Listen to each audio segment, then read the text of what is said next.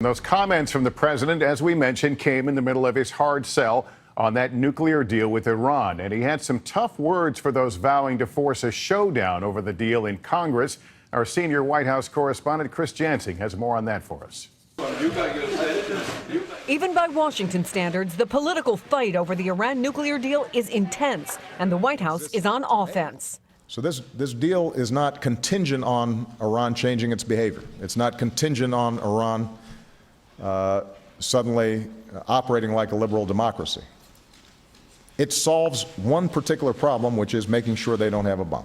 Point by point today, President Obama answered critics who say the agreement makes the world less safe. Without a deal, we risk even more war in the Middle East.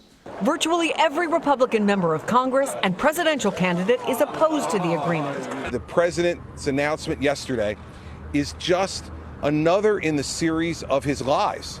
Republicans are threatening legislation to scuttle the deal. Obama would veto it, but to sustain that veto, he'll need Democratic support. So he sent Vice President Biden to Capitol Hill to find it. I'm here to answer questions and explain what the deal is. Biden's very popular here, but not everyone was convinced. I've been skeptical from the beginning of this. I'm still skeptical. Many of the skeptics are Democrats, at least 14 of them just in the Senate. The key player, New York's Chuck Schumer. He's close to Hillary Clinton, who was on the Hill yesterday supporting the deal. But he's torn between progressive constituents who like the diplomatic approach and many Jewish voters who believe it makes Israel less safe. I am going to just study this agreement and talk to people before I do anything else. Someone doing a lot of the talking, Israeli Prime Minister Benjamin Netanyahu, who spoke to Leicester earlier today. Will you be lobbying Congress to reject this deal? Look, I'm making that point to anyone who will listen. I'm making it to you now. It shouldn't be a partisan issue in the United States. It doesn't happen very often in history, but when Arabs and Israelis agree, it's worth paying attention. Facing such impassioned opposition, the president sent a message to opponents.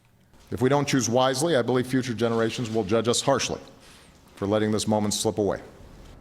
At one point during the press conference, the president pulled out his notes to answer questions that hadn't even been asked. He's so intent on making his case. And as he was speaking, some Senate Democrats were here at the White House getting their questions answered by senior staff members. Republicans, meantime, have 60 days after they get classified parts of the deal to try to stop it. Lester? All right, Chris. Hey, NBC News fans, thanks for checking out our YouTube channel. Subscribe by clicking on that button down here, and then click on any of the videos over here to watch the latest interviews, show highlights, and digital exclusives.